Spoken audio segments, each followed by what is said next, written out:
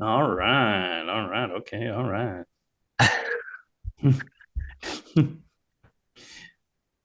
Well, that painting is taking shape nicely.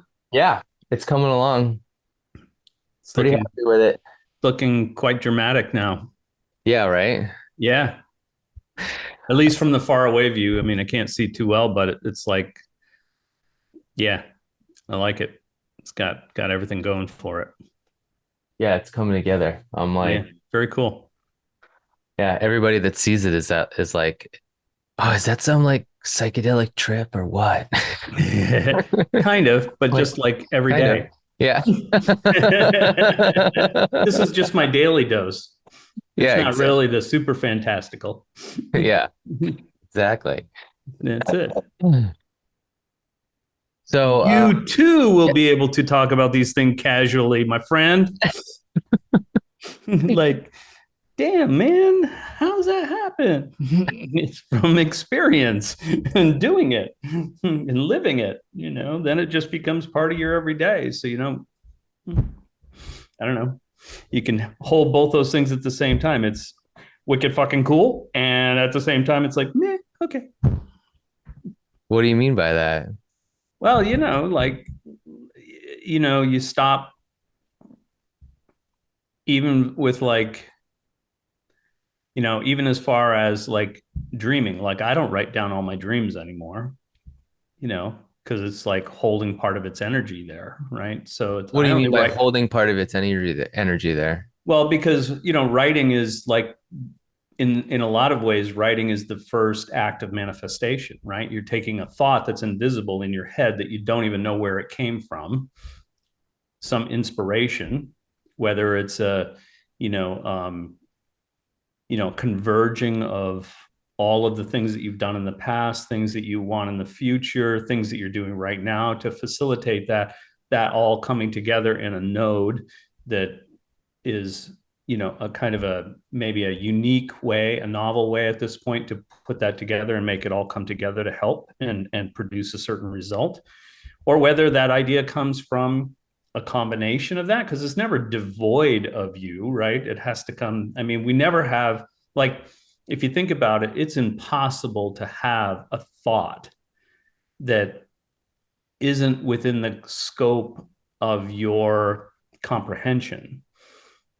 Like, you may not know the details of how to make something happen, but it's like if I said to you, like, um, go in and have an idea about, Something you have no reference point for, or right. you just be like, that's not possible. It's Yeah. not like saying, think about this physics equation, because at least, like, if you don't know anything about physics, you know that it has to do, at least with equation, it has to do with numbers, probably some letters, some parentheses, and lots of different markings that are unique to that or whatever.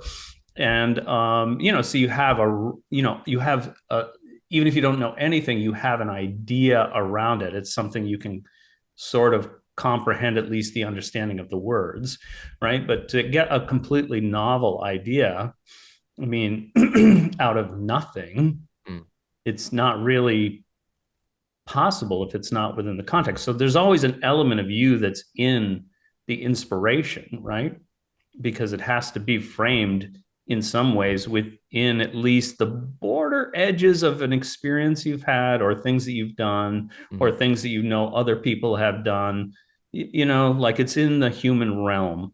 That's where that collective unconscious comes from, right? So we don't know how much of that and how much of other, the one, or an aspect of the one that's, you know, putting it in a way that's articulate enough for you to actually have like an inspiring thought, right? And then you write that down.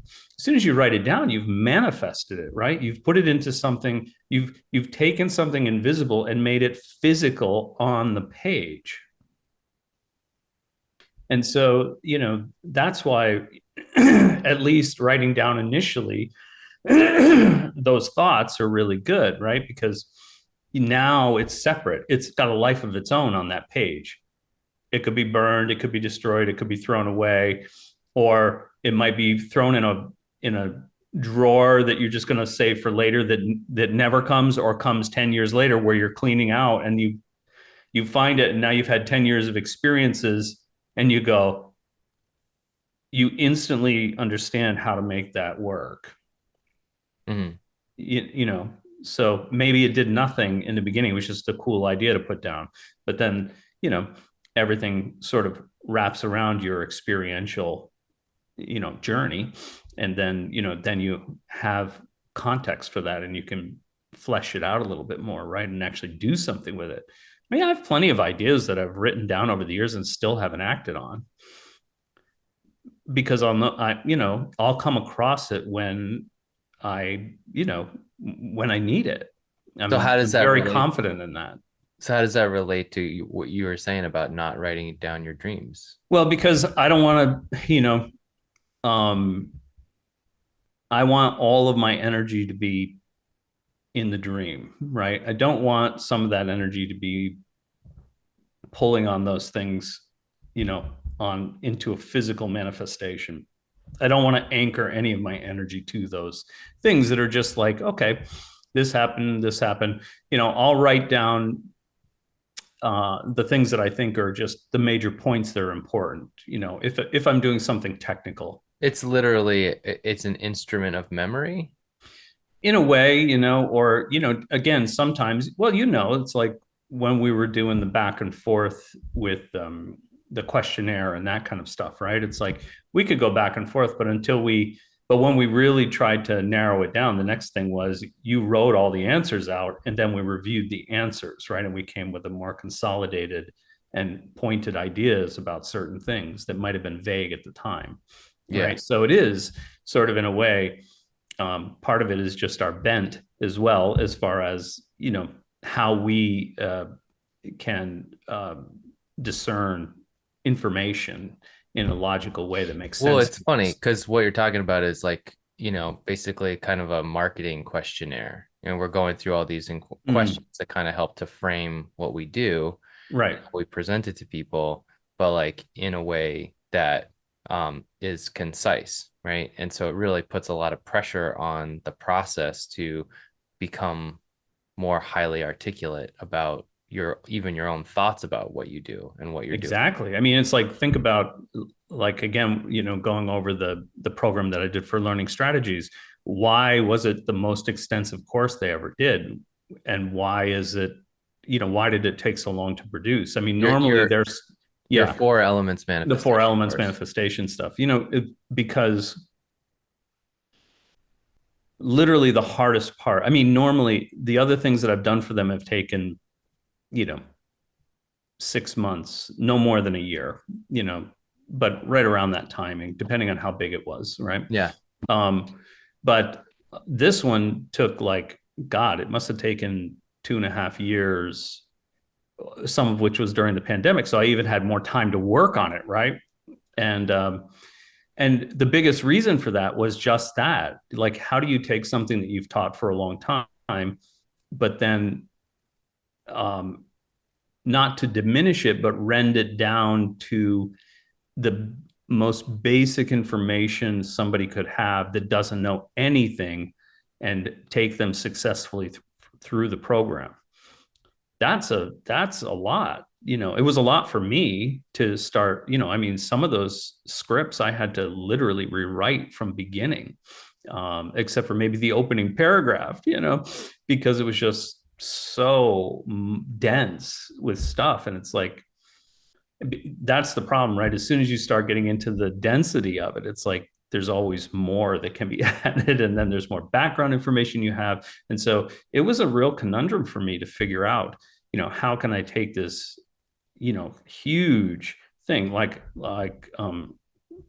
what we had said to, you know, someone else about, you know, that program normally would take years to go through, normally, you know, if you're adding in all the foundational stuff and you're adding in all the little intricacies around the foundation parts that you're putting together and how to tie them together, you know, well, that takes a long time, because you can't, you On, know, let's say you have a normal maybe you have a higher than normal level of ability in a certain territory, but that doesn't always extend into everything, right? So, um, you may need to work longer on other parts because it all has to be integrated, right? It all has to be a system that goes together, not random pieces that are just eclectic and then it just becomes garbage at the end, right?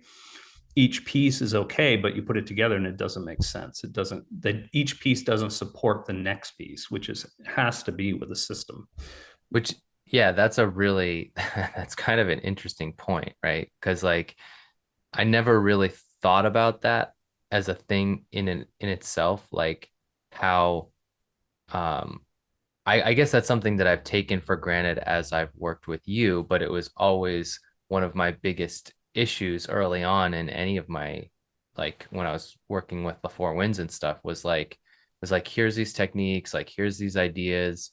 It was like, how does all this stuff like fit together? Like now that I've gone through this like workshop and I have these, yeah, these like new kind of ideas or philosophies or, you know, techniques or tools, like what am I supposed to do with this stuff now? Like, Right.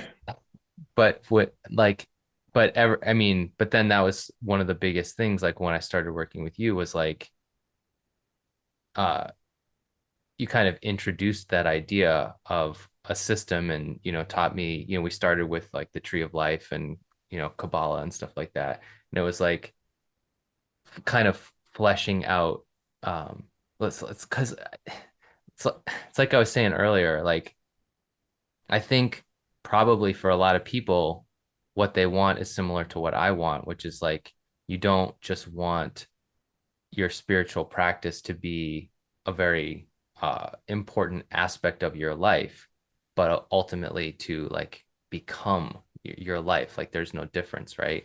And That's right. so like that unity of like my physical life and my spirituality goes hand in hand with that idea of working with a system or practices where everything that you do is part of a greater whole, both like mentally, physically, energetically.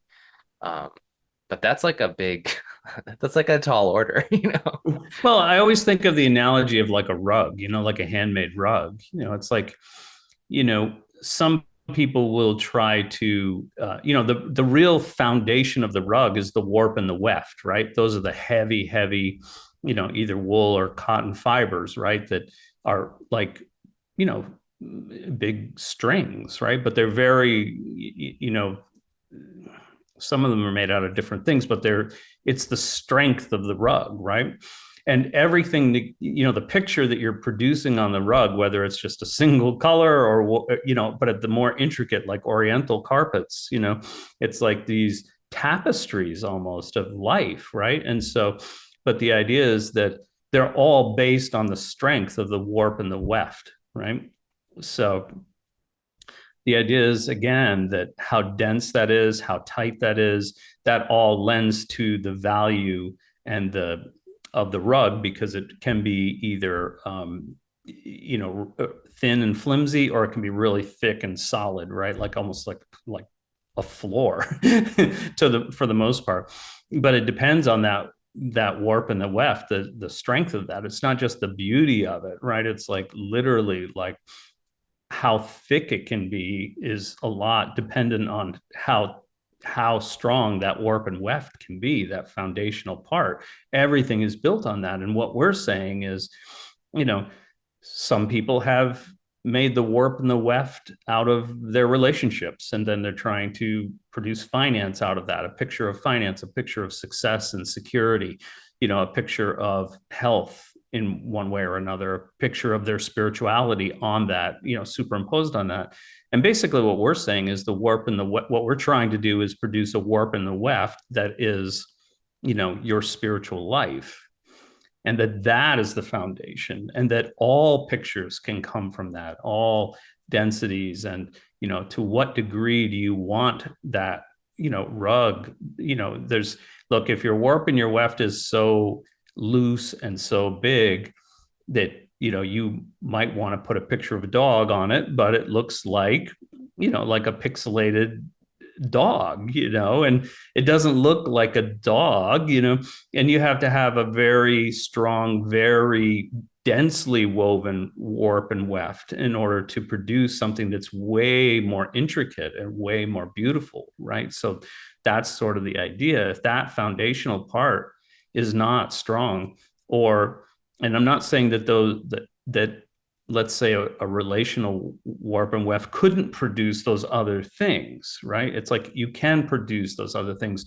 but it just seems like you have to move, a lot of boxes around to get it to do that, right? It's like you've really got to push, like, um, it's not always a direct thing. Like, how does building, an incredibly strong relationship base, produce, a financial success to the degree that you want it in your life? If you have really lofty goals that way, a great relationship can do that, can help support in, things that are obvious in the beginning, but the more intricate things, it's not like, unless you have a wife that's like a, incredibly astute, high level business person, they might not be able to, just through your loving relationship, be able to advise you on the intricacies of, the financial end of scaling a business or doing that kind of But stuff. don't you think that that's kind of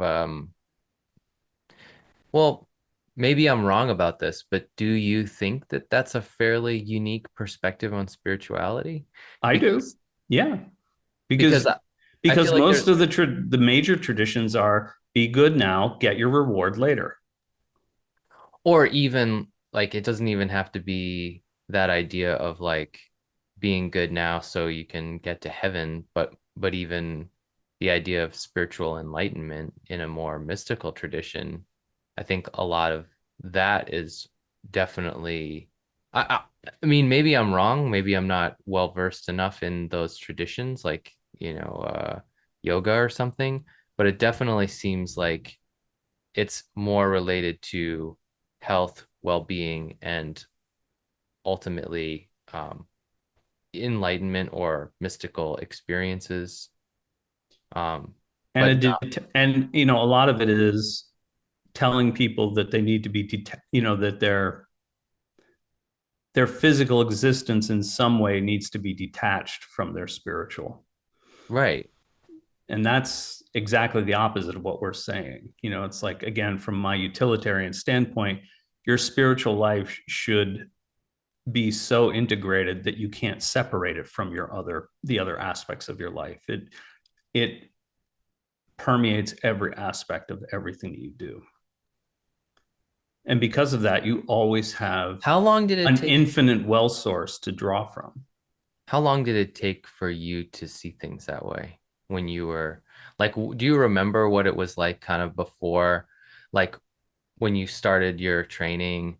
And because as a young person you were having like your own kind of spiritual experiences or energetic experiences, like by yourself in the woods, like that kind of thing, growing up in a rural area. And then you started a more formal training, much more rigorous, in kind of a temple scenario. Um, and and do you remember when like you kind of had that transition from my spirituality is like its own dimension of my life and my experience, and my physicality is like that's its own thing as well? And obviously the spiritual part enhances my physical part because it enhances me or my fulfillment in life or my own peace of mind or well-being or strength or health, or obviously we wouldn't do it if it didn't have some impact. But but do you remember that transition from like they're separate to like they are one thing? Yeah, I do. I remember pretty clearly, actually. I mean, timing might get a little a little skewed, but I would say, let's see, where are we now? 23 almost. So going back, I would say it really hit home maybe about 25 years ago.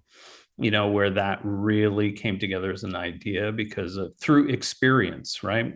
And I remember that even remember the situation, which I was just taking as sort of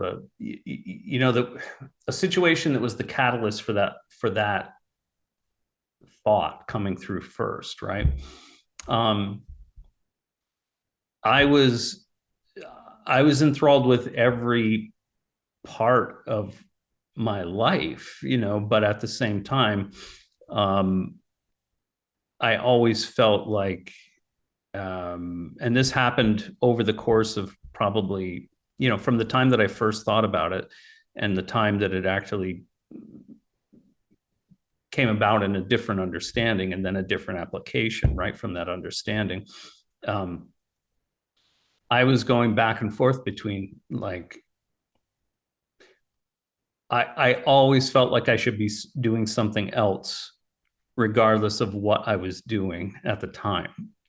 So, and to explain that a little bit more. So, when I was doing my spiritual practice, it wasn't like I was distracted from that, but I'd always have these fleeting thoughts. I'd have these fleeting thoughts of like, oh, I really should spend more time with the kids, or I really should spend more time with my wife, or I really should, like, I could be doing more with, my practice, or, like I need to take care of these things too, and so, and then when I'd take care of those things and be all in on that, and then I'd find my mind going, well, well, if you really wanted to get help with this, you should do some more burning meditation, get rid of the shit, or you really should, do this, or, those kinds of things. And, it just got to be this sort of untenable. It got to a fever pitch over the course of a year where, I was almost having regrets about anything that I would do, because I was thinking I should be doing something else.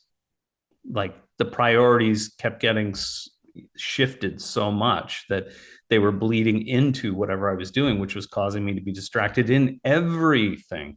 And that brought me to a crisis, so it was like, it was a very cathartic moment. I remember that and thinking, you know, there's got to be a way to integrate this, but not without sacrificing to, in a way, like I don't want to be a hermit and cut away my family and cut away my, financial stuff, and, or reduce it down so much that, I don't have resources to do things that I want to do.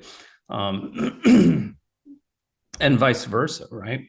So it's like, I want to be fully present, with my kids, my wife, when I'm there, and not like always thinking, oh, I should be, this is getting boring. I could be doing, burning meditation or whatever, right?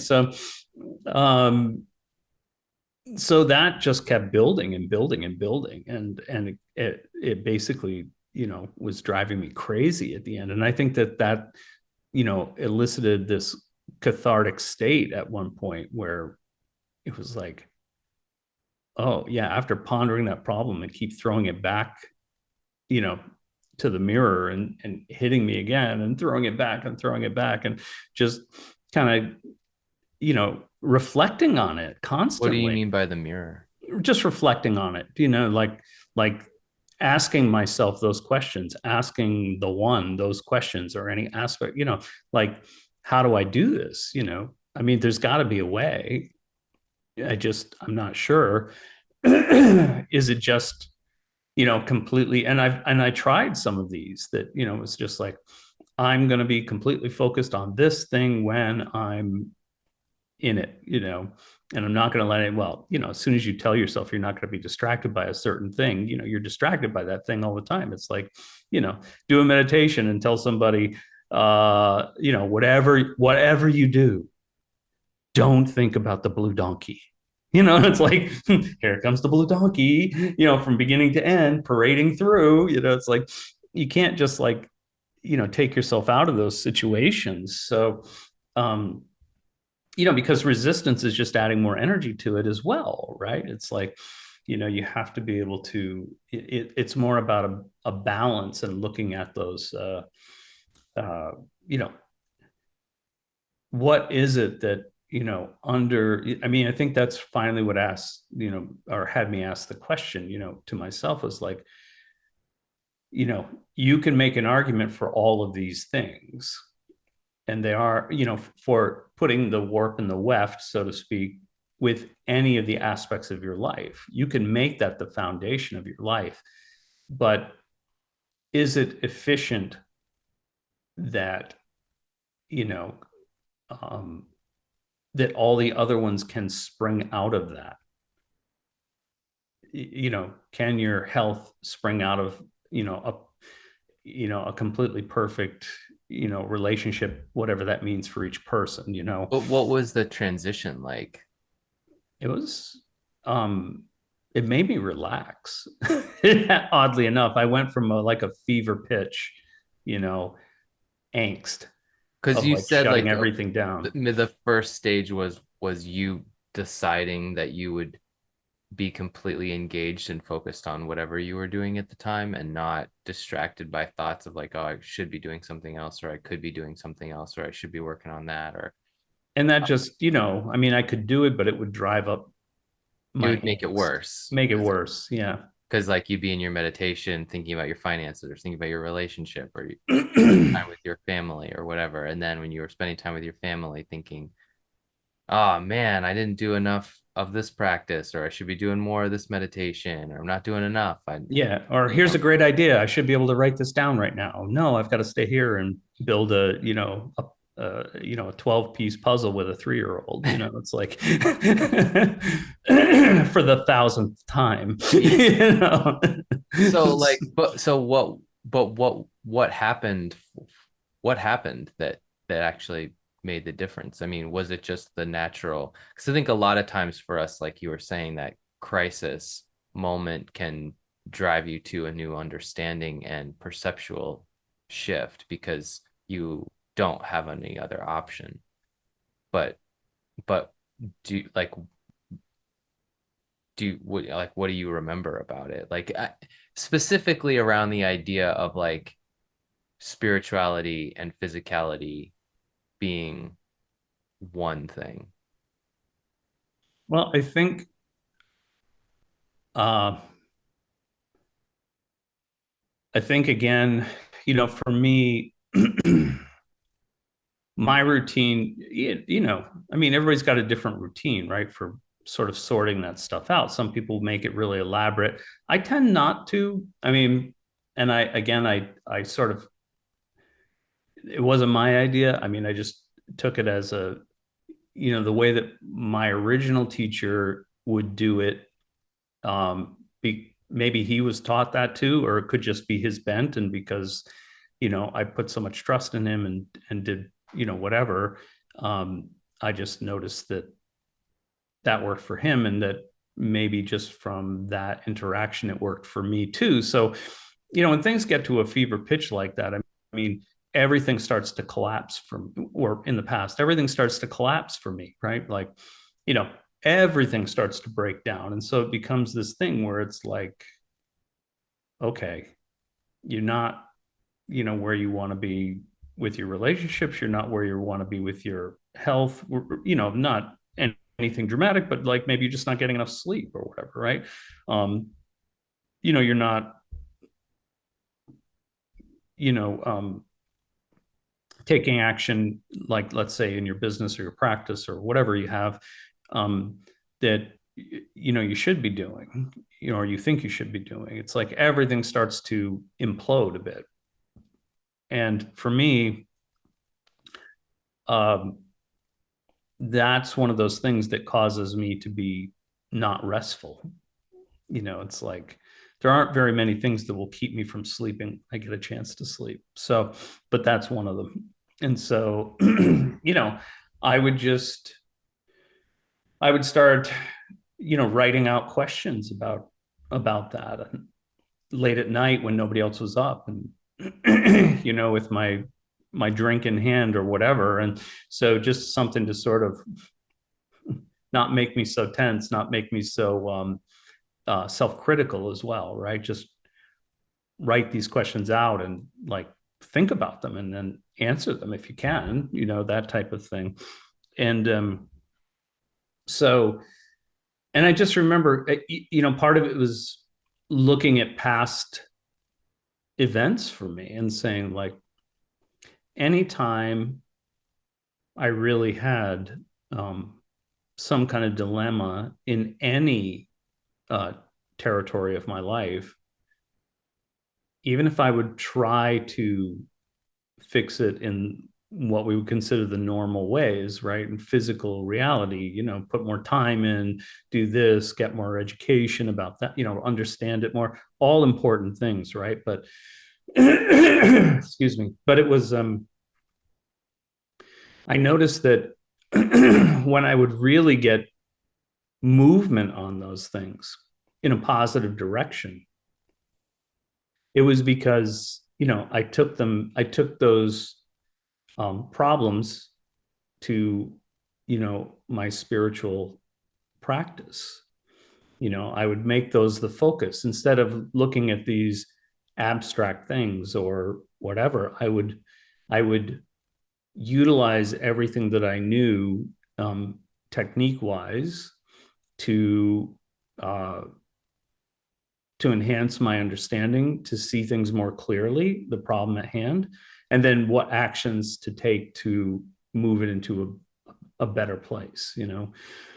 So in the end, I mean, that's where this thought came from, right? Was that every time I've ever had a problem that wasn't, at least I didn't have the ability or uh, the wherewithal to be able to solve it on that level, I'd always bring it to my spiritual practice. And as soon as I did that, within a very short period of time, things would start to move for me in the positive direction. Didn't matter if it was success in finance or health or relationships, right? It was like that was the thing that moved the needle. And so I thought that really became the warp and the weft of, the tapestry of my life. That everything else was an outcropping of that. And so it just made more sense that if that was the resource that I was always kind of holding in reserve and then going to, when I got stuck with the other stuff, why am I wasting time getting stuck with the other stuff when I could bring it here and make my actions more efficient and more effective? Right. So that's basically how that came about. But it came about not from some, step by step process, but for me, it was through catharsis, right? Where it was like, you know, what I had built was breaking down, and I wanted to, remedy it in the best possible way that I could move forward with, not having to, build it to a certain plateau and then have it start to crumble and then fix it again and then have it start to crumble and then fix it again. Like it just didn't make any sense to me in the end. So knowing that was, not seeing it while you were in it, not seeing it while I was in it, but looking in hindsight and saying, this is the pattern that's constantly come up for me. So what if I stop wasting time, or putting too much time into something that's only going to give me um, uh, a partial effect for this, when I could go directly to the source and say, what's the most efficient step for me to do next, to if I can hold a clear picture in my mind of what I want, you know, what's the most efficient step for me now? Where am I right now? And what's the next step I can make to make that better or closer to the picture that I'm looking for? You know, so, uh, that just started to unfold for me when I had that realization, and I've been working on that ever since. And that's So, basically what we're teaching people at 2BSilent is,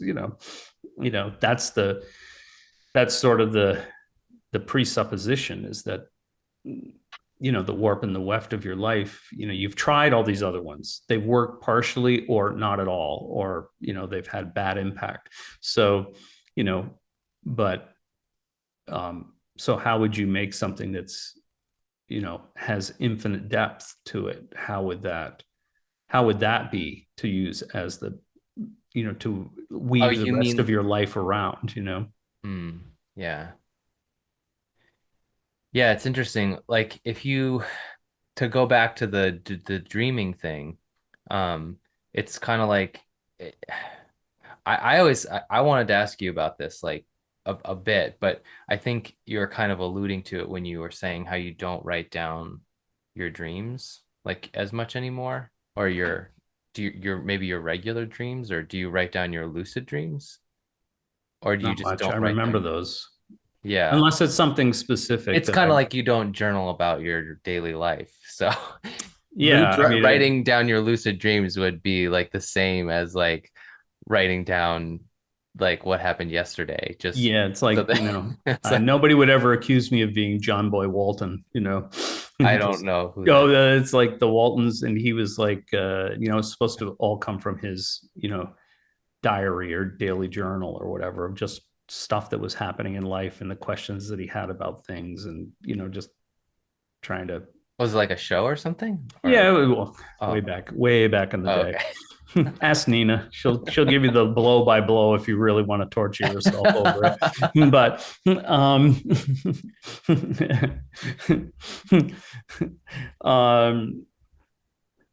I don't know. It's yeah, it's just one of those things where it's like, I try not to, again, if the general idea is that flow is good and stagnation is bad, it's kind of like, why are you keeping all those clothes that you never wear?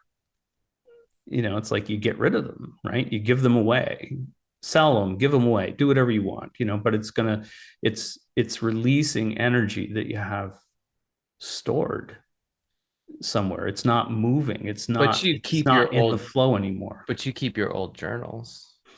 Yeah, I do, because they're more like reference books, right? Just like, as people would say, I mean, like, everybody's so, gaga over, like, if you're in the magic thing or or any aspect thereof, right? It's like, people's grimoires or whatever. It's like, well, grimoires were just, you know, those are just, somebody's diary of shit that they did that either worked or didn't work. They're base notes. You can't get much out of those if you don't have a background in that knowledge, right? So, I mean, it was basically, those were written for their students if they had them, right? Or somebody else that, practiced the same type of thing. These are the things that they wrote out meticulously because, um, uh, as a journal of what they had gone through and what worked and what didn't work for them. So, but without, I mean, you could take any, real grimoire and write out the diagrams in there, and go through the motions, but unless you really have a deeper understanding of what that is, it's not going to do shit for you. You're just wasting your time, you know. So it's not like those things are inherently, you know, power generating things. I mean, I think that's the problem that most people think about, you know, those esoteric practices, is that they're goofy because they're just odd names or whatever that people repeat, or you know, funny diagrams that people write out, and they look like you could see them on any, spooky TV show, little flashes here and there. They all use them, um, but they don't really have any true effect, of just, if you don't have the background information, they don't do anything. It's like they're very, very, very little. There's very few things that would actually have some kind of impact on your life by themselves, you know? So, I mean that's one of the big problems in spirituality right now too, is that like there's just so much of that stuff available. It's like how do and you so even much more wait? being translated every day. But you seem to have like waded through a lot of that material and found out for yourself at least like what is worth your time. And I'm Yeah. sure there's other stuff that still like intrigues you, Oh, sure. and you're like, oh, it'd be cool to have time to explore that or to try that or to see if this technique works, or this, Right. I mean, again, or that's this could why, teach me. for us, the other thing is why we're not so vested in specific traditions or whatever, right? It's like, you know, um, there are basic axioms that fall, that are, that almost any tradition, they would have to, they do in some way or another give credence to those things. And so learning those principles or those axioms, you know, is a way for you to decipher through all those other things, right? And if it doesn't have anything to do with them or it counteracts them, it's probably something that's broken, or you don't have enough information to understand it. Remember that, look, if my teacher wrote out his notes for me, he would understand how much I already understood, and he wouldn't have to go back over those basic things, right? He would assume that I had already mastered a certain level of foundational techniques that he wouldn't have to spell that out for me, right? So Yeah, I it's remember. it's more like a, grimoires are more like a, if there is such a thing, like a 5, 6, 7, 8 01 class, not a 101 class, right? You're not going from the basics. You're getting the end result of decades of information, sometimes, sometimes more than that, right? If they're building on other people's work, but you'd have to have the basic understanding of that in order to be able to not just understand it and read it, but be able to make it actually work. Yeah, I mean, that's the tricky situation that we're in, because like I remember in the beginning of working with you, you would say stuff like that. You would say things like, "Oh, well, you could read through a text, or you could read through a grimoire, or you could read through a book or whatever." And or maybe there's even like a ritual or something, or a meditation in that book, and you could look at it and basically say like, "Oh, this technique, the way it's written out, wouldn't actually work. But if you changed this part of it, then it would, because you kind of have this like principle understanding of, like you're saying, these axioms or um, principles that you can bring to it. And then or even when you're reading something, you can be reading through it and evaluate what aspects of the information are most important for you, or that align with those principles, or flesh something out for you. But then uh, anything that's based on that specific tradition, or more of the religious like dogma aspects of something, you can kind of, not.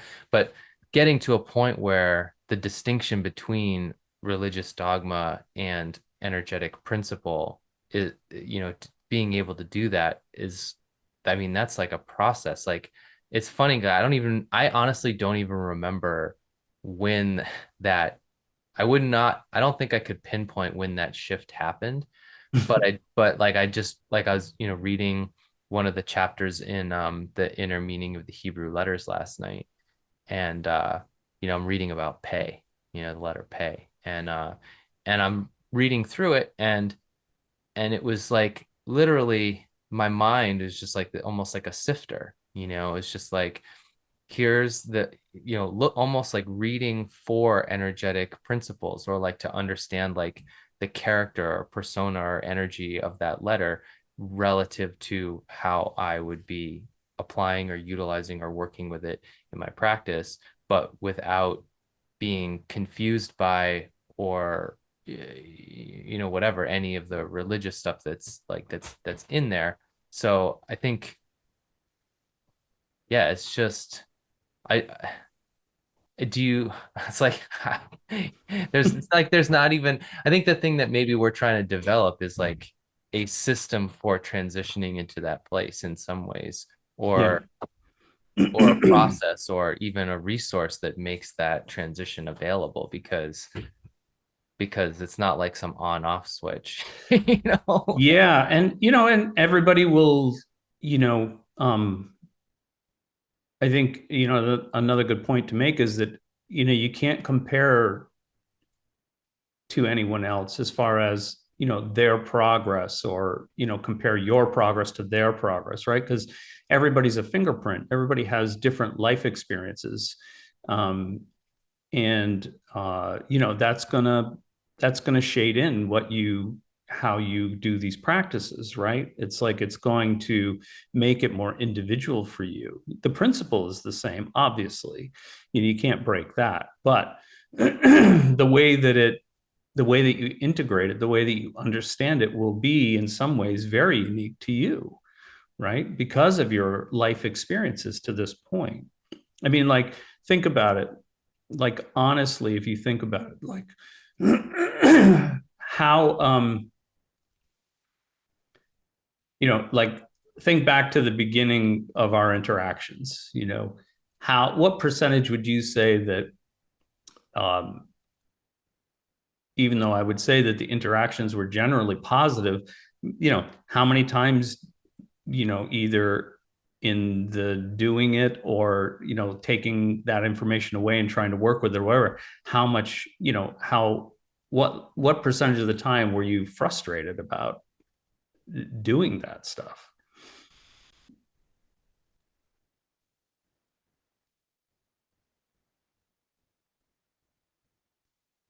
Or like the results that you were getting was frustrating? It's tough to say because, well, the results I was getting being frustrating. Yeah. I mean, I think the hard part for me is that I'm still not satisfied with my own capacity. Me Or either. I know, but isn't that, I know you feel that way, but it's so ridiculous that we feel that way. Like that's so like I know okay. So I mean, to me, it's hard because it's like there's the balance of between like I had a ton of enthusiasm for doing the practice, and so when you would give me stuff to do, like I would like really throw myself into it. Like I wasn't just like, oh, maybe I'll just try and whatever. It was like you were Sure. like, hey, do this practice or do this thing, and I would like really did it. Like I threw myself into it. So there were a lot of experiences and a lot of changes happening around me, and a lot being stirred up internally that was uncomfortable, so there was that too. But um uh so yeah, I'm not even sure how to answer the question really. Like what percent of the time was I frustrated by not being able to apply what you were saying and get the result that I wanted, basically because of what, like a language barrier or an understanding barrier or whatever. I mean, I think that's still motivation for um even these conversations that we have. And in some ways, it's like I'm always trying to assimilate your understanding of of things, your picture of spirituality, and apply it better and better in my own practice because from my perspective, you do it so well, so naturally. It just seems like second nature to you, being able to move in and out of um, an energetic perception or spiritual experiences. Like even like when it comes to something really simple, right? Like uh relaxation, right? You're always talking about how important relaxation is, and giving me this concept from the beginning of profound relaxation, where the body is completely relaxed, you have no physical sensation, and your mind is completely awake and aware in that scenario of not feeling like you have a body anymore, essentially, right? And it's Yep. like for you, you've trained that so much that that's something that you do as naturally as, like here, I'll give you an example, right? So I know, so I don't know, so somewhere behind. So we were talking about this painting in the beginning, right? Yep. Right.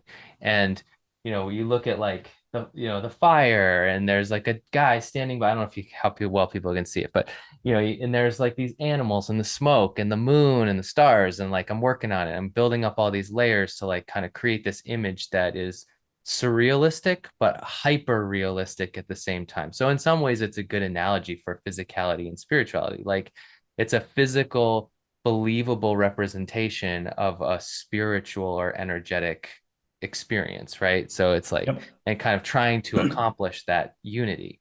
Um, so, but underlying that is this, right? So this is this like exercise that this is the first layer of a painting that I'm doing of this like styrofoam ball on a table with like the next with the light from the window coming in and illuminating this like sphere. And so I'm just starting to do this like exercises as an example for my painting students, and take them through like because I had this idea that I said to them. I was like,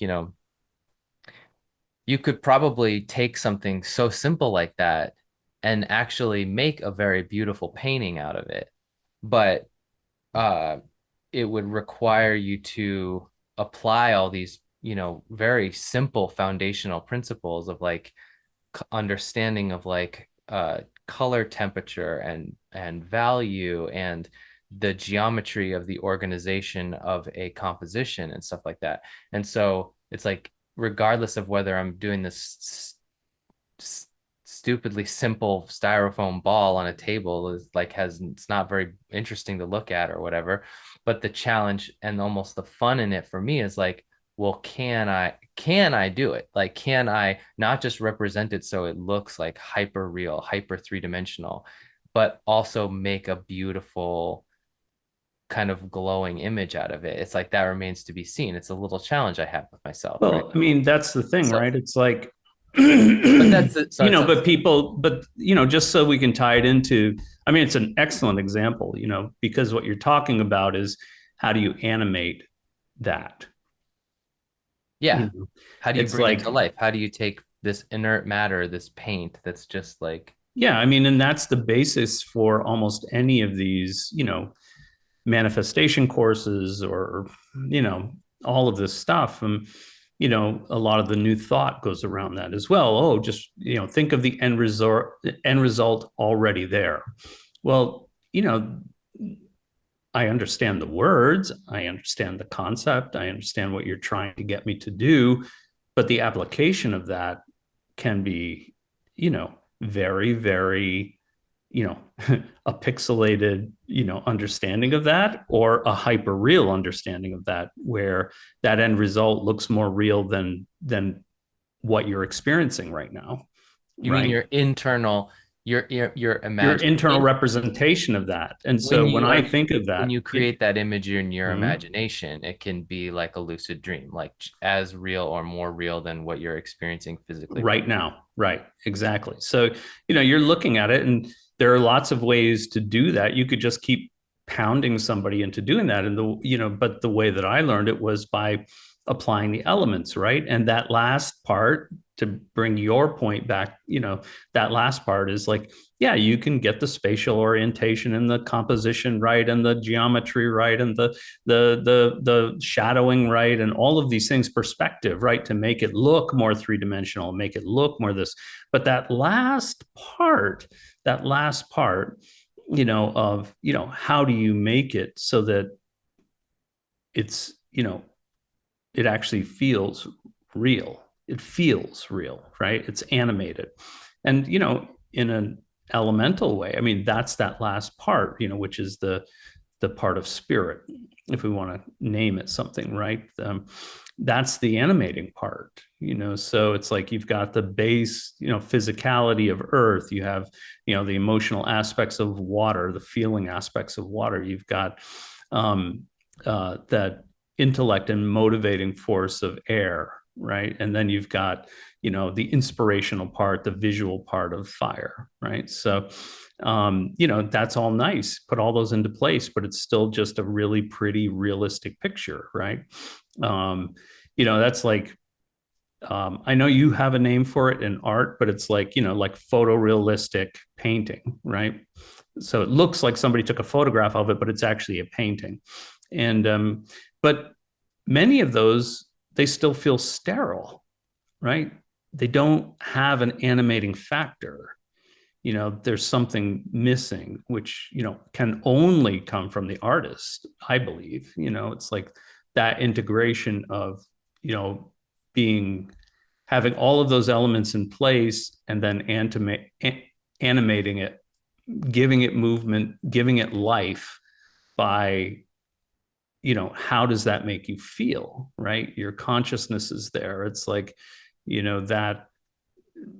that animating factor is coming through you and through what you're doing in those final steps, or maybe even within all of those steps. How do you animate that earth when you get it, there? How do you animate the water when you get it there? It's like, it may be a layering process like that, but then it's like, you know it's like building a construct and then having it move, right? It's like a lot of people can draw, but it's different between drawing and animation, right? It's like, you want it to actually move like a person if it's a person, or whatever, like a dog if it's a dog, right? It's like, and the But more realistic that is, the better other people will respond to it. so bringing it back to like that idea of relaxation, were you incorporating that into what you were saying, or Well, the relaxation is having a new canvas, right? well, yeah, true. It's like, I mean, you can paint over old stuff, right? But But you'll always know that that old stuff is under there too, right? So, I think that that's like, well, I guess what I was saying was like that's my in some ways why I'm always trying to like get in your head and like try to understand it, understand how you apply these principles, or how you're, how you're practicing and things like that. Because I mean, God, even I mean, I don't know. I think it's funny. I was thinking about this yesterday. I was like, maybe, maybe I'll be like the best teacher ever, because because I'm so I'm such a dunce, like that when I really do get like a lot of these things, like I'll, like I'll be able to articulate the process or the practice really well, because like I had such a hard time with it, or well, I mean, I think it will bring people to that edge quicker than if they had to, traverse the path on their own. It'll just be quicker. We're cutting the timeline down for them. We're cutting the learning yeah. curve down. But as far as their experience, I mean, like, basically their experience of falling into the abyss will be different than yours, right? Right, right. And that's why I So, always like I I I think one of my frustrations that I had in the beginning, that I have some degree less of now, is like the way that you teach. I think that you do a really good job of leaving room for other people's the uniqueness of other people's process to happen for them, right? So like when you teach relaxation, or you teach it as a principle, and you say like, okay, well, here's this like really basic um, practice to go through that, and here's why it's important. And you could wax on for like an hour about that. But I think without interrupting necessarily somebody's, or without taking away from somebody's own approach to that, right? And I think that's what you were saying, like each of our experience with like cultivating that capacity can be unique to each person, or even the way that the technique that each person applies to getting into that space can be unique too. But the principle is that principle of like relaxation is the bridge to get into a completely internal um state of neutral. yeah, state of neutral. But yeah, I guess I still I feel less frustrated now, but it's like, but it's still like, I wish that I wish there was like, I sometimes I wish, the other day I was thinking about this. I asked this question, so maybe we can explore this in like I don't know what you think about this, but so I asked the question. I was like, I said, I even said it to myself. I was like, I really admire how, at least my intellectual understanding of how proficiently you lucid dream, how regular that experience is for you and how your level of control and being able to do that, moving in and out of those places and, moving in and out of the waking state and the lucid dreaming state, and then just also having it spontaneously, it's like, and so I, I said, I know this is, I know this is kind of a ridiculous question and, whatever. Um, and I'm almost sorry for even asking it, but I just said, like, put it out there, like, what's the easiest way for me to accomplish that same level of mastery, or to lucid dream that consistently? um what's the path of least resistance for me to do that? And so in some ways, the rest of my day became maybe a first wash, or maybe some kind of meditation on what that looks like. And it was funny, and I even pulled out, I had a short stack of the 22 major arcana, and so I Hmm. pulled a card to see, like, as a first, just like a to ping on that as an answer, like, obviously to kind of explore the response to that and Yeah, allow for the sure. rest of my day, but also like, here's a, let's do this too. And I pulled the tower path. Pretty much. I mean, I could have made an argument for any of them, but Sure. that one's pretty on target.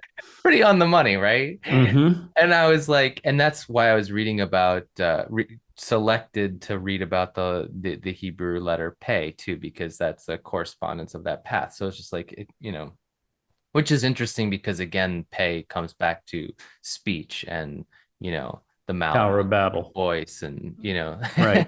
yeah. So it's all like, okay, uh, I don't know, I guess I don't even know where I was going with that, but um, one of the things that it pinged on for me was just again that, like, the in some ways, I don't know, maybe this is correct or incorrect interpretation of this, but like, I think of the tower path in some ways even being representative of, like, that, again, that unity of spirituality and physicality, right? Like, um like, kind of tearing asunder that idea of them being different, right? Or there being a duality there, and bringing those things into unity, right? And it's like, it's like, find that so challenging to do that. Of course, it's Because challenging. It's it's one of the like, most challenging things you could possibly do in anybody's life. okay, okay, let's just That's put like that, that's good. so Let's hard. put that into perspective. Because yeah, and in some ways, like, that's, I think, maybe if I had to say, like, what's the frustration, like, between principle and application, or conversation and experience, is just that. It's like, these things are easy to say, not always easy to experience or apply, right? Or to accomplish. But do you think that that's, what do you, why do you think, what do you think makes it difficult? Is it just like our belief systems, like the I things that think we've so. accumulated? It's just we've been indoctrinated since the day we were born into the physical reality, which is good, right? Because, I mean, you need to survive. So, it's good to know Mm, what snakes are poisonous, what snakes are good to eat, what, uh, what water's safe to bathe in and what water's not, right? Or what water's good to drink and what water's not, right? The physical reality is extremely important for the ability for us to stay here long enough to be able to exercise, our consciousness. and get some deeper understanding of our total existence, not just this lifetime, right? So, and how to integrate that information, that understanding, that knowledge, not knowledge yet, right? Because it hasn't been acted on. But as soon as we act on it and revise it and, revise our understanding of that information so that we can um, act on it in physical reality to make this physical life more of what we want, and to understand which things work and which things don't, right? The difference between primitive and simple is primitive is things that are done, simply but don't work, you know, and something that's simple is something that's clean and elegant, is easy, and it works, right? It's like it's a natural form, right? I mean, um and I look at that stuff all the time, and it's like, you know what can you do, what practice can you have that um, can be directed. You'll get some experience from it if you apply it correctly. And then if it's information that you're going after, which is another one of those things that I'm always harping on, it's like, how do you just take that information that you get at face value and just act on it, or you know do you test it out, on many things that don't really mean that much? You're just testing it to see if it works. Because if it, it's kind of one of those things where it's like, I mean, even at Four Winds, they used to tell people, now, when you go through this and you get all this information, or, you have these insights or whatever, don't make major changes in your life for the next 6 months or whatever it is. Don't sell your house. Don't move to Tibet. Don't divorce somebody and get somebody new. Don't just drink carrot juice, whatever. Right. So it's like, um, you know, at least even in that basic understanding, it's like, you want to be able to test things out in a minor way first before you can really trust the information on a larger scale, right? There's nothing wrong with doing that. It may sound like a slower process, and it is a little bit, but wouldn't you rather have that assurance that, you're applying these things correctly to get the outcome that you're expecting, rather than just don't do anything and bet the whole house on, one application of that principle, or that information that you've gotten. I mean, that's just dumb, right? I mean, to my way of thinking, that's just ridiculous. And, a huge percentage of people that go into these, let's say, more, I don't want to call them alternative, but let's say, different types of hands-on spirituality, some, that, I mean, again, kind of to bash them because they don't really have a basis in anything, but just generally the new age movement, where it's like just a smattering of every little thing that they can get their hands on, the new shiny, the new this, the new that, and being 100% in that's going to be the thing, right? And crashing and burning on a regular basis, or not applying it at all and just giving it lip service. Why do you think people crash and burn when they do that? Because it doesn't fucking work. The information that they're getting is just a fantasy of their minds. They're not really getting into this, they've never been instructed of even how to get into a place where that information can be divulged. It's all very, very superficial. I mean, it's like, I don't know how many conferences or things of that nature you've been to. I've been to quite a few. I've presented at quite a few. And it always amazes me, even with these places that are maybe not conferences, but like they're communities, right? And they'll do, oh, we're going to do a journey now. Okay. It's like somebody's drumming, somebody's rattling, it's like all, nobody explains why drumming, why rattling, so there's already those things being flipped in your mind. Those questions will come up later for sure for you. Um, and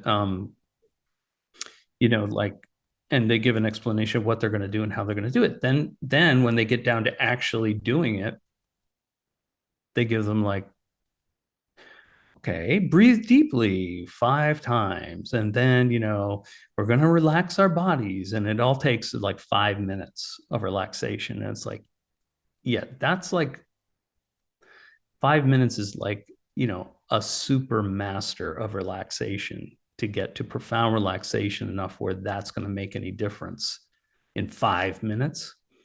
I mean, that's a hell of a feat, right? So basically everybody's going into it without really relaxing. They're just sort of going through the motions initially, and then they're going to go do this thing that's supposed to give you some benefit. Well, that energetic benefit is trying to pierce its way through 98 or 99% physicality.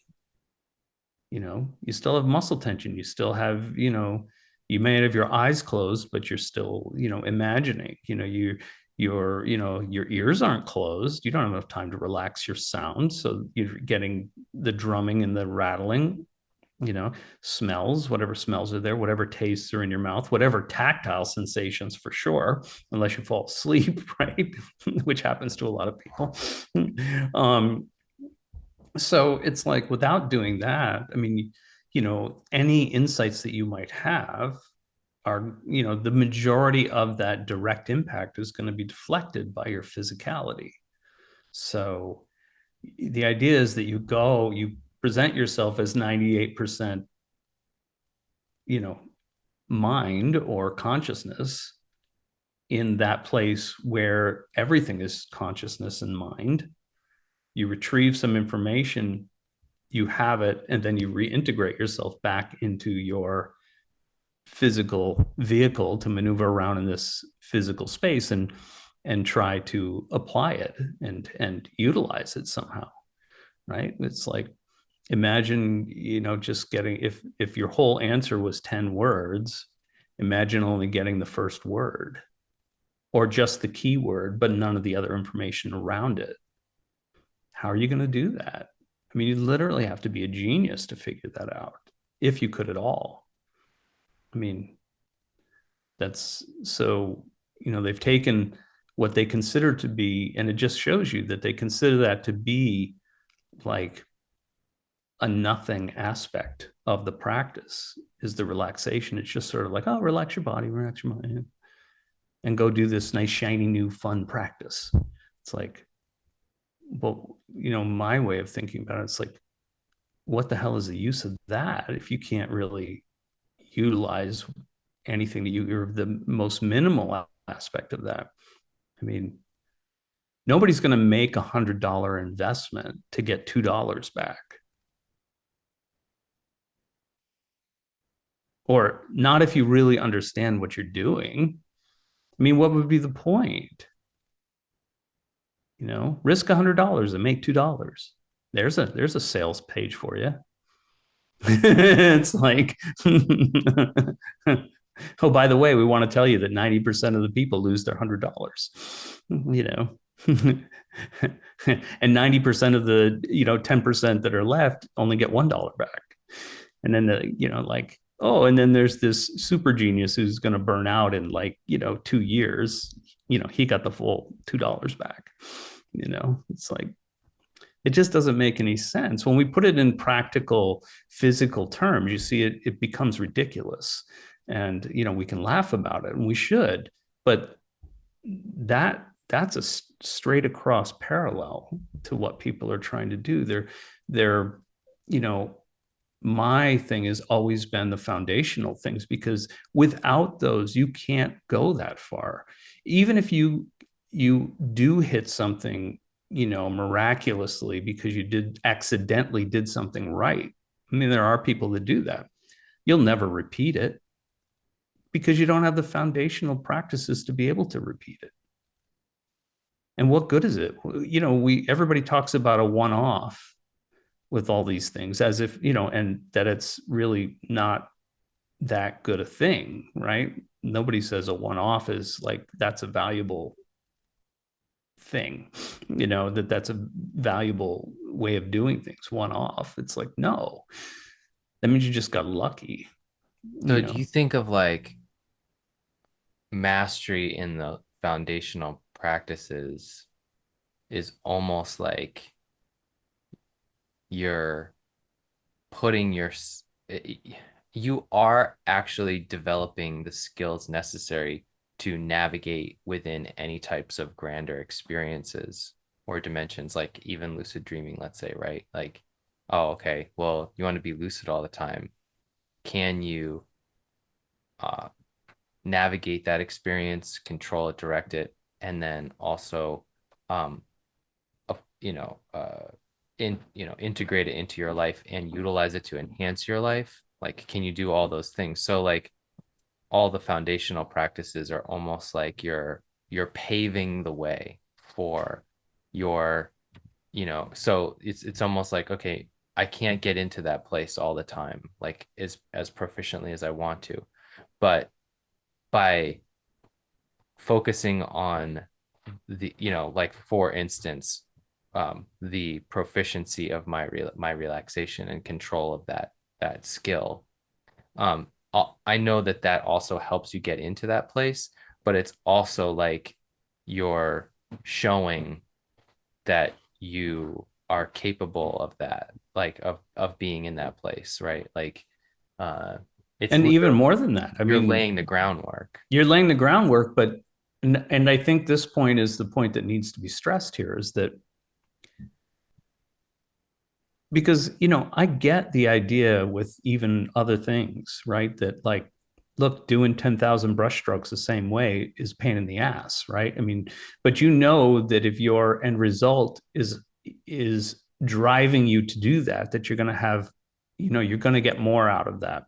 And I guarantee that if I asked you, you know, was it a pain in the ass? Oh yeah, man, that was like the most boring pain in the ass thing. But there were parts of it, maybe not all at the end, maybe not, in the very beginning, and maybe, a smattering through. It wasn't like once you hit a certain territory, but there were some profound insights that you got about making that brushstroke throughout doing those 10,000 brushstrokes that way. Right. So, and I think this is the point for me where the foundational stuff that it's misconstrued. It's like, look, those foundational practices can be fucking amazing. I mean, they will knock you on your ass sometimes when you realize that you've, just tripped into something novel, right? And that nobody ever told you that that experience was going to be within that foundational practice. Nobody ever told you that you were going to get, you know, by doing, let's say an hour meditation, but you got the equivalent of 8 hours sleep. Nobody tells you about things like that. It's like, and so people, because of who we are in our culture, you know, we're always looking for the new, the biggest, the best, those things, right?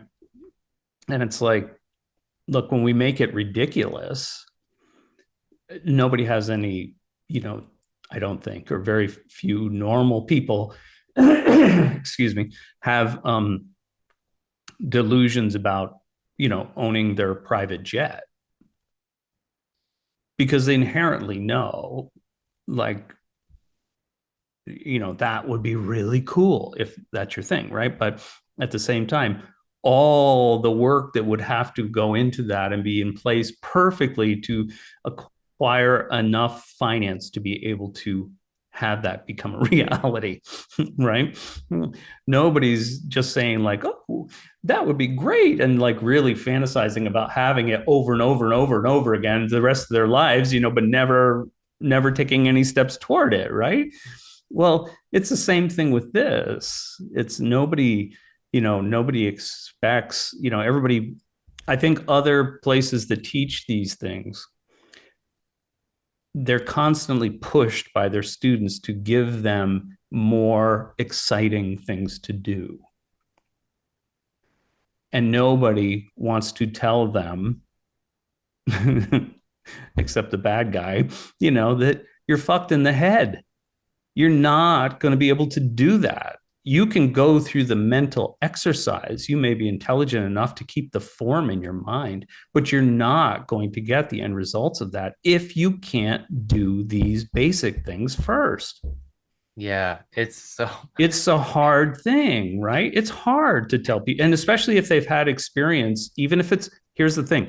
The funny thing to me is that even if they've had no good experiences from that, or just a LARPing fantasy experience in their head after doing stuff in the New Age movement for X number of years or whatever, it's like they still hang on to them. It's like this shit is worthless. Why are you hanging on to it? Not only did you waste your time on it, but you wasted your time on it excessively after you knew it didn't produce results. If I knew something didn't produce results, I'd be going back to the drawing board and say, what are the things that I need to know in order to get this to produce results? That yeah. seems so common to me, but I don't think it's common for people. And especially around spirituality, they just, my biggest, if it's a complaint, my biggest thing is that one of the biggest ways that we, as a human race, and the people that are, uh, have had some control over larger masses of people, is to convince them in some way, and I think this is the prime area of religion, is that the rules of spirituality are different than the rules of physicality. And that is just not the case. So you have to start with that presumption already, that is not the case. As above, so below. It's not just a platitude. It's like, look, I mean, we can go through the sort of the backwards motion of this, what do they call it when they get some tech and they reverse engineer it, right? Here's the casing. This holds it together. Here's this. Here's that. Here's this. Oh, what's this little chip do? Oh, this is, yeah, right. So they're reverse engineering it. They have the full piece, but they don't know, they couldn't make it from scratch, but they can take it apart, dissect it, and find out what all the pieces are, and then put their own version back together. So, and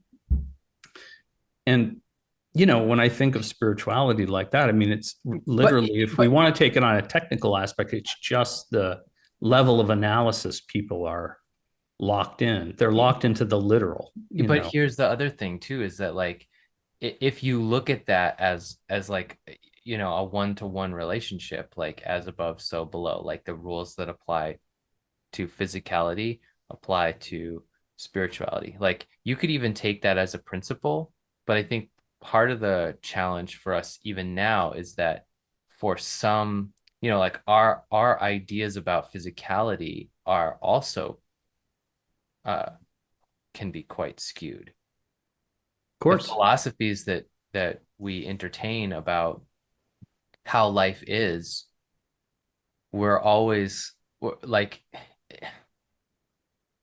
I think even just figuring out what are the rules of physicality is a challenge in and of itself, because we're always contrasting how we perceive things to be versus our own personal ideals and like the philosophies that we like. It's like, here's how things are versus how I would like them to be, you know.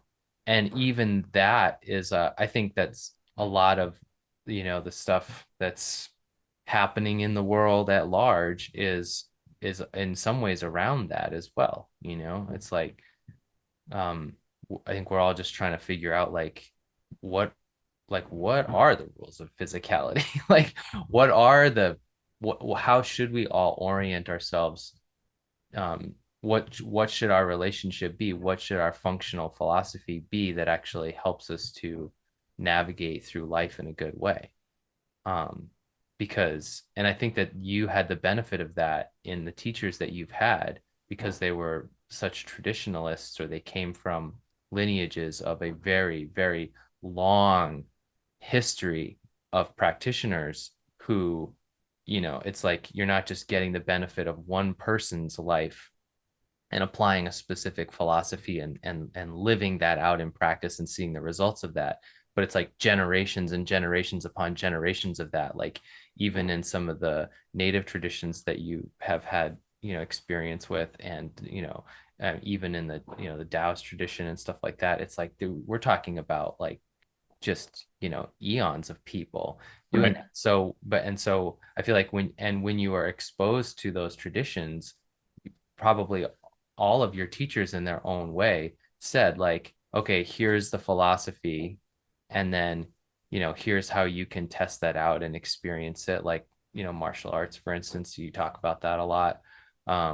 So you're kind of coming in contact with the soundness of a philosophical principle like very quickly. Like immediately you have a physical relationship with that principle so that you can see how it works. But for a lot of us, people can get trapped in this kind of like you know philosophies of castles in the sky, like that just Right. have nothing to do.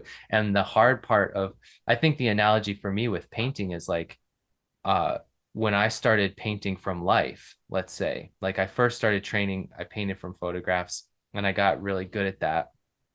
And then when I started painting from life, it was like all of my the weaknesses of my foundational abilities in painting were exposed immediately, right? Because it Yep. was like, and that was hard. So it was like, okay, well, either I say like, oh, painting from life is impractical, I'm just going to paint from photos. But for me, it was like, no, I want the that incredible end result that painting from life can provide. So I'm like, have to humble myself in relationship to that experience and say like, okay, like obviously like I need to level up my skills. I'm the one that needs work here if I want that result. Like I need to adjust myself. It's like not the world that needs to be adjusted. I need to adjust myself.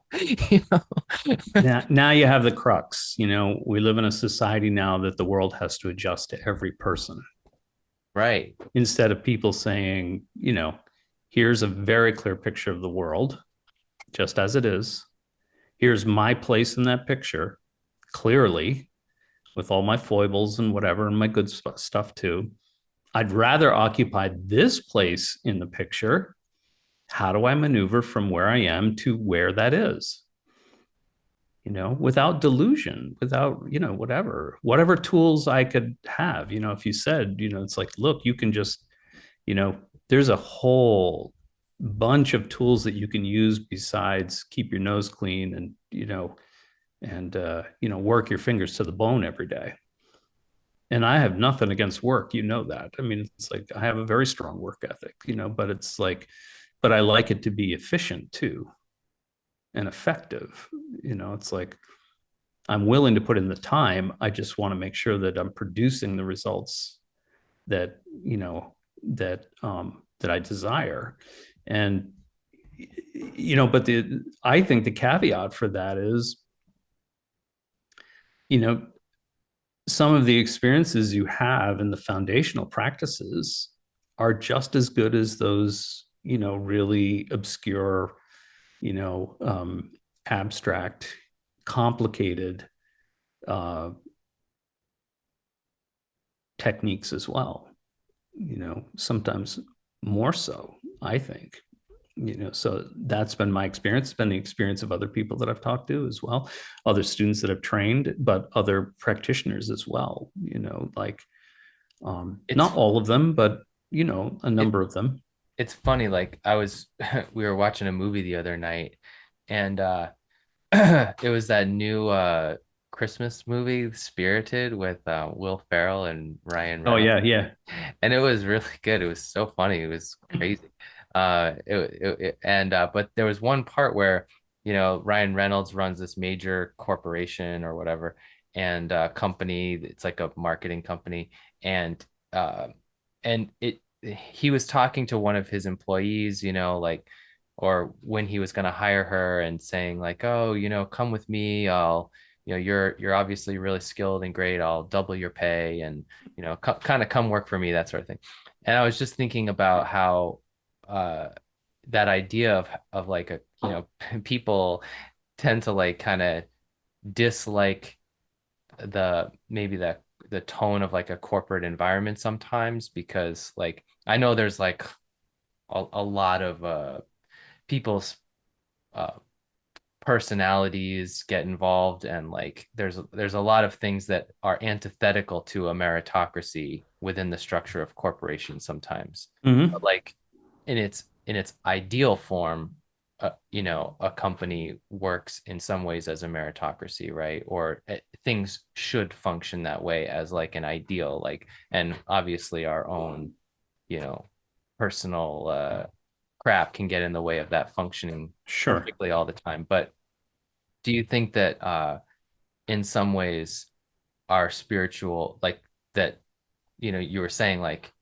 spirituality being on par with physicality, or the same, the rules are the same. Do you think spirituality is kind of a meritocracy in that kind of a way, like in the same way that I was saying about lucid dreaming, like it's like, oh well, you want to be able to have this experience or function well in this place, but the meritocracy aspect of it is like, well, you know, you need to you know, acquire these skills or practice these foundational things to put yourself in that situation and to be able to function well there. It's like you limit yourself almost.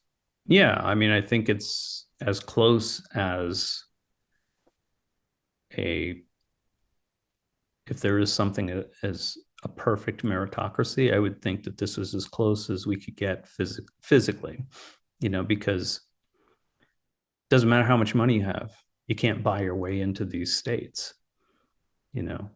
Even if you could have a machine that would put you in it, you still wouldn't know what the fuck to do there if you can't maneuver around in it, if you don't have the Right. controls that you need. If you've never done that, it's just going to be a, Mr. Toad's Wild Ride, that's it. You're going to have no control. You're just going to be jerked around in there. And the potential for, um, damage is just as high as the potential for illumination, right? It's like And that's one of those things that nobody likes to talk about. nobody likes to talk about You it. get a bad rap for. I know. I get a lot of bad raps. It's okay. I don't mind. At this point, Not I that don't many I bad. don't really care. No, you've gotten a bad rap for that in the Yeah. past, let's say. But Yeah. like, you know, I because you know, I don't think people want to hear that all the time. No, they don't. They want to hear that, it's so much nicer to think, that the universe has some kind of you know, um, I don't know, fail-safe security plan. If you do something wrong, it will save your ass. Like, nope. Nope. You made your decision. You took the chance. You did this thing. You stepped into it. Nobody's forcing you to do that, and, without the right skills, it's like saying, you've gotten a couple of, swimming lessons and now you're going to swim the English Channel, like you just, and then who's going to cry when you drown? Like, even going, even understanding the idea that, not even understanding, having the experience of knowing the difference between, a pool with a bunch of people in it making the water a little bit choppy and the freaking ocean, open water. It's like there's so many more challenges. It's like, I don't care what you're doing. It's like, this is the thing, right? And so why would we think, if everybody snickers when I say those analogies because they know it's absolutely ridiculous, you know um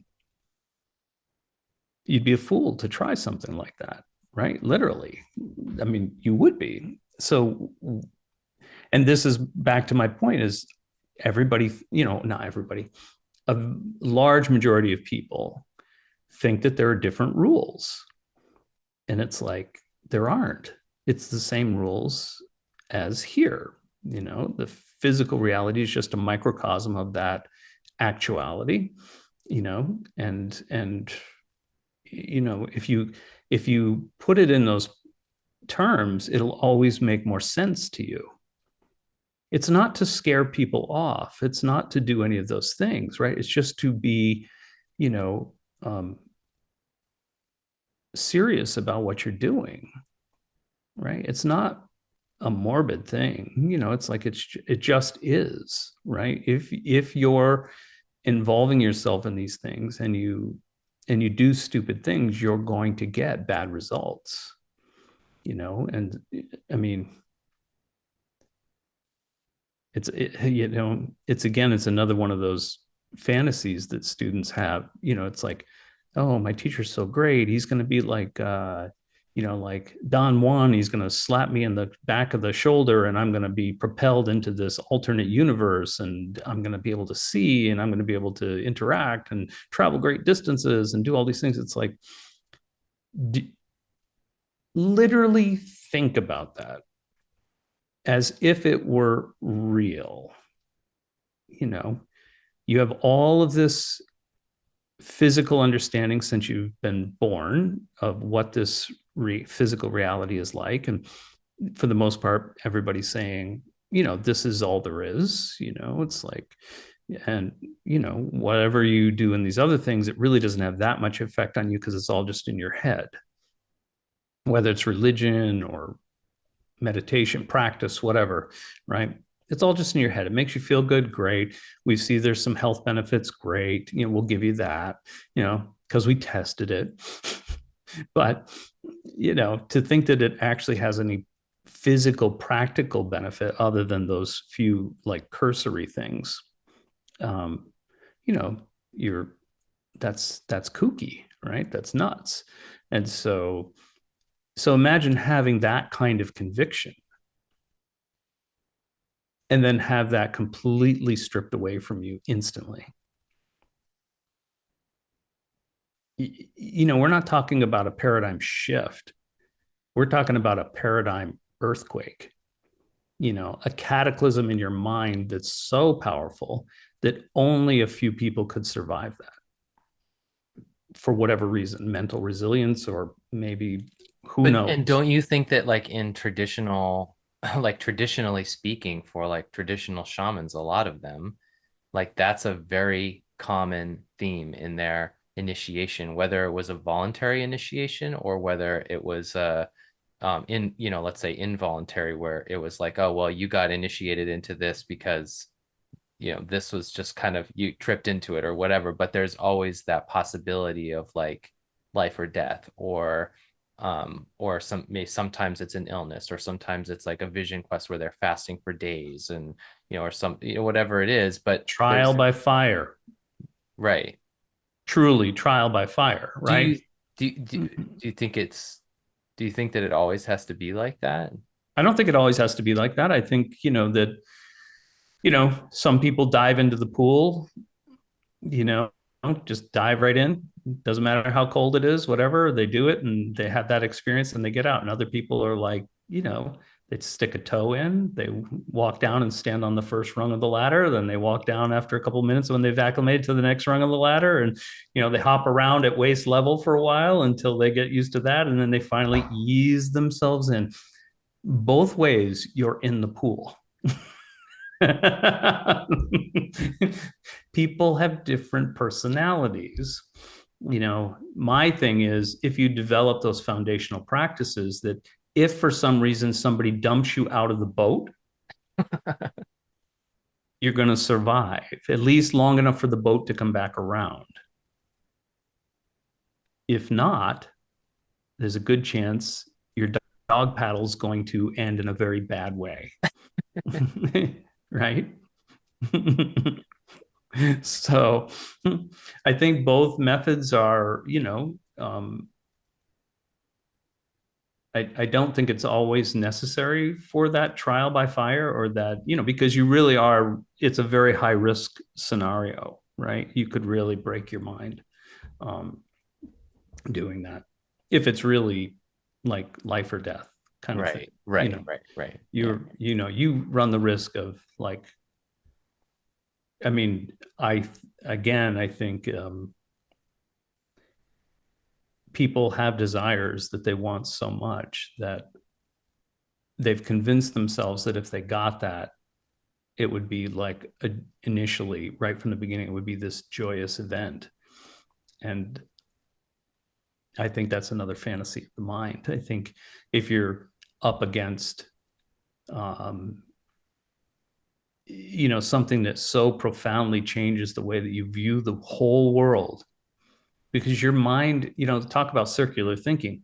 Well, if that's not true, then this isn't true. And if that's not true, then this isn't true. Like it'll just take you into like, there is nothing that's real, it's like, it'll literally, you'll be drooling on yourself in a, extra long arm suit somewhere in a white padded room Yeah. somewhere, It's so it makes me think of that.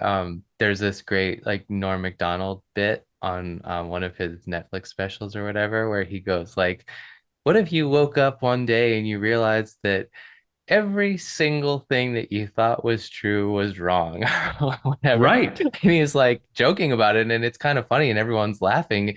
But he's like, "That's when you go to the when you go to the rope store, or you go to the rickety stool store, or like whatever, and it's like it's so morbid and obviously like pretty dark, but it's like it's hilarious because like you would to some degree feel like that. You were like Well, every single thing that you thought was true was wrong. Like yeah, and it's the amount what of would risk that's put forward, right? I mean, that's the whole thing. Like if somebody tells me that, I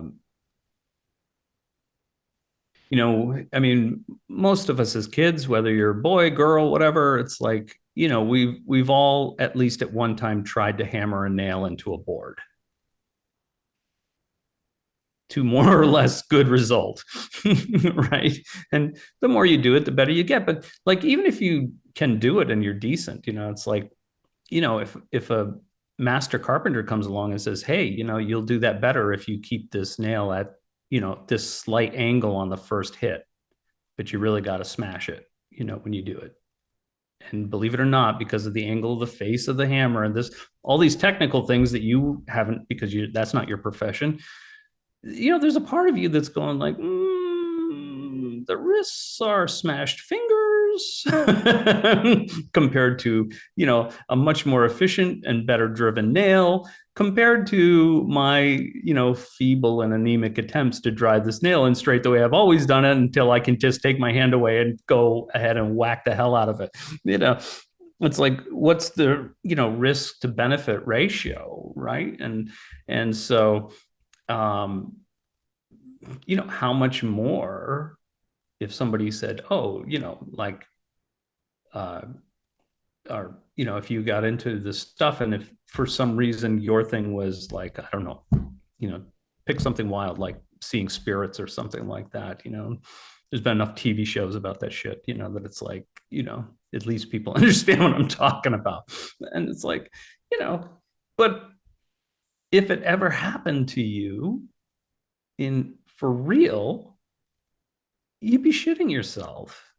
You'd be frightened out of your mind, right? No matter how much, because in your head, what you fantasize about is not going to be nearly as close to what the reality would be. I'm not even saying a negative experience, right? Like just all of a sudden grandma's here, it's like you would be freaking the fuck out. You wouldn't be going like, oh my God, I can see my spiritual grandma. Give me a hug, grandma. How's it going? What's heaven like? It's like, no, you'd be pissing yourself, backing up as far as you can, yelling and screaming, like, who are you? What are you doing? Ah, you're not my grandma. Back. It's like that would be the reality of it, at least initially, right? It's and that's the thing. So it's like how much more, to, step into, what would, I don't know, it'd be considered an alternate reality or an alternate, dimension is what my teacher would always say, comparatively, more than like an alternate universe or something, but maybe it's the same thing. I have no idea. So, uh, yeah. So I think if people really desire those more dramatic experiences, I don't want to use high or low or whatever. It's like more dramatic experiences, more into the unknown of your daily life experience or even your whole lifetime experience rather than your physical life. The more of that you want to get in there, the more crucial your foundational practices have to be. The more under your belt you have to be able to do them. The more completely profound experience relative to those techniques has to be acquired. You need to be able to relax not just your physical body but your other senses as well, so that you're just basically a container, a physical container that your consciousness is contained within. So you need to be able to bring that into being to really get the maximum amount of your energy into your consciousness and less of it into your physicality. You know, I don't drive my car to my bedroom. I get out of my car and walk to my bedroom, right? So it's like this is this is what it is. Now maybe some people don't. Maybe some people take their vehicle with them in there. I don't know, but it's kind of like it's hard to snuggle in bed when you've got 4,000 pounds of metal around you. It's like that's the same kind of thing to me. It's like you're going to a place of pure consciousness, of pure mind. It's like, why do you need this piece of shit, tagging along? You know, it's like it's just a meat suit. It's to help you in this place, but over there, it doesn't serve much function other than an anchor to come back to. Hmm. So why are you wasting resources on that? And if it's ultimately relaxed, then whatever you entrain to there, you can actually integrate vibrationally. You bring back with you. Mm-hmm. Yeah, Yep, absolutely. cool. Cool. All right. Well, thanks, man. No This problem. was fun. Yeah, it was good. Good convo. Definitely. I'll We'll definitely rankle some feathers. yeah. Good. That's all right. You Yeah. got to know where you stand, right? Yeah. And for People me, need to know where you helpful is stand. I always find these things to be very, very helpful reminders. And they give me some, clarity because I think frustration in some ways comes from a lack of clarity, where you're like, oh, why isn't this working? Or this should be this way. And it's like, it's always good to be like, to get that like refreshed, clear picture so that, when I'm going back and doing my stuff, it's like I am more settled in like what I'm doing and more present with it too, So, Well, that's it, right? You don't want it to be, distractions take a lot of they take a lot of energy, right? I mean, yeah. that's the thing. And so even if it's, you know, maybe there'd be a better term for distraction, but basically, things that are unresolved before you go into it, things you have questions about, they take energy away from you. And it's like you said, it's never more prevalent than when you step into something like that, right? It's like those, you know, you did great at reproducing from photographs, but now that you've got a real life thing, it's like it shows up all the places that you're lacking, and need more work. And so that's the same thing with this, right? It's like it should be used as an indicator. There's no good or bad, right? It's like literally, if I really want to achieve a specific level of experience, I want to know what I want, what I need to do in order to build that up, to be able to engage it at that level, right? I mean, there's a certain momentum that goes with that as well, right? As you have more of those, kind of full blown experiences, that's going to also show you where you need, extra work, do you want a full-blown experience for what seems like 5 seconds before you freak out and come back, or do you want a full-blown out extension, where you can be there for hours or days, um, at least not literally, but figuratively.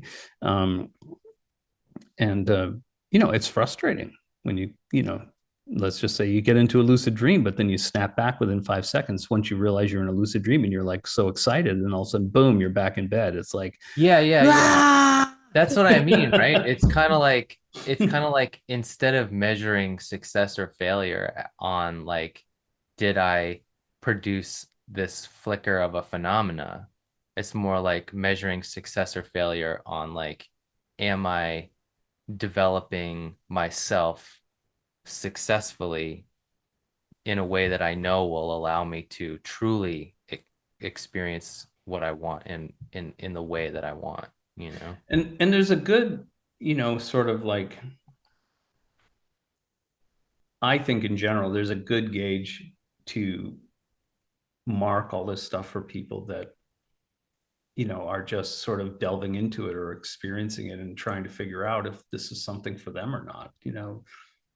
And that's if, does your spiritual practice or your energetic practice, whatever you want to use, um, does that make you, does that enrich your life, or does it take away from it?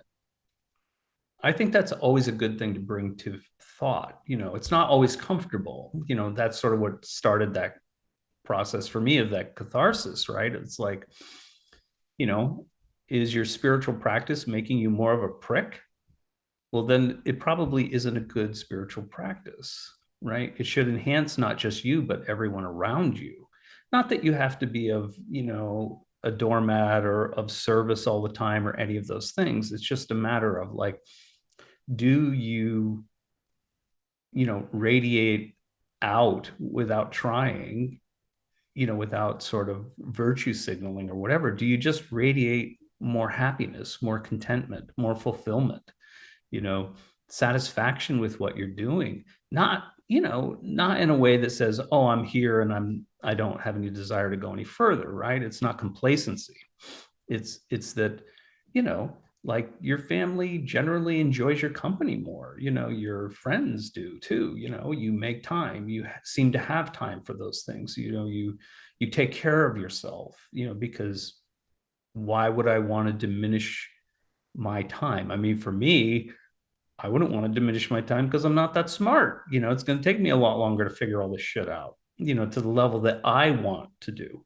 So, the longer I can stay here, the better. So if that means I've got to change the oil and, bring it through the car wash here and there, or do all these things, it's like I need my vehicle to last and to be in good condition, to be preemptive about keeping it in shape, not wait till something starts clunking before I, fix it.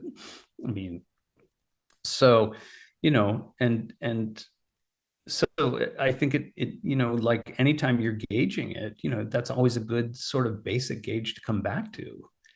Does it make you, not just you happier, but does it make the people around you happier? You know, it's like I once heard Joe Rogan say, like, like everybody asks him, I don't know what the big deal is, but it's like, you know, oh, it seems like you smoke a lot of marijuana, blah, blah, blah, blah, blah. Do you find that that's a detriment or whatever? And he's like, no, it makes me a nicer person. I engage my family on a deeper level. I love my wife. I love my kids. I love what I do. It's like, I love, my performing and all of these things. And he goes, when I started, doing marijuana more, I was in a lot of angst and I was angry, a lot of stuff, and I was more aggressive and I was not as kind and all of those things. And now I am. Now I have both of those things in a balanced measure. It's like, just replace marijuana with, your spiritual practice and ask yourself the same things, are you more kind? Do people just get that? Do they want to be around you? Are you complaining all the time now because things seem to be more clear to you or whatever? Are you on a soapbox? Are you preaching all this stuff all the time? It's like, so nobody wants to talk to you anymore. It's like, are you isolating yourself from your family? And they don't get to, you know, uh, benefit from your, hopefully, your better understanding of the way things work, and that your novel experiences are making you a more well-rounded person, and you're able to apply that in physical reality in a way that's good for everyone. you know I mean, does it make you like that? If it doesn't, then you're doing something wrong, that or it doesn't match with your personality or whatever it is. Find another tradition, find another way of you know expressing yourself, of having these um spiritual engagements. Kind And of like it's almost like a technical analysis of whether you feel like you are on a path with heart. yeah, yeah, again, we all know those people that are not just charismatic in an artificial way, but like they walk into the room and they just glow, right? And everybody wants to talk to them, and they're interested in them. It's not just a look, it's Brian the Dancing Bear show. It's like I I just want to, I want to listen to people's life experiences. It's interesting to me if they're interesting people, right? It's like, you know, like, wow, what's that like? It's like, I never did that before. I mean, what do you get out of that? And how do you know, man, climbing mile high rocks with no ropes and shit. I mean, that's a fucking terrifying nightmare for me, let alone, but for some people that lights them up. But I'd like to hear their interpretation of that experience for them. That's intriguing to me, so, but we all know people like that. And it's like, and I would say that they have their lives pretty well together if that's the case. Because that's not something you can't fake that for very long. you know it's not just like at party time, it's your whole life is like that. So, and who better to reflect that back to you than your friends and your family, your coworkers, right? All the people that have some contact with you almost daily, they're going to see a shift, they're going to see a change, and they'll let you know by their actions. You'll know if it's a positive or a negative shift. If Sally, who always used to have lunch with you, can't be found for the next month, pretty much you've been preaching too hard, or you've just become a prick and nobody wants to be around you anymore. you know Yeah. so yeah, so it's another good way to gauge that and just kind of have an idea. Yeah, yeah, yeah. Take a baseline, right? Yeah, definitely. Okay, good talk. This is great, dude. Coming in hot, man. It's I good. like it. All right, All right, thanks. no problem. I'm gonna get back to more work, Yeah, and then woohoo. we'll go from Sounds there. fun. Yeah. Okay, me too. All right, pal. All I'll right. I'll speak to you soon, and we'll go from there. Yeah, I'll send you the recording and then you Yeah, can check it good. out. Let me know what you think. Sounds good. All right. All right, pal. See ya. See ya.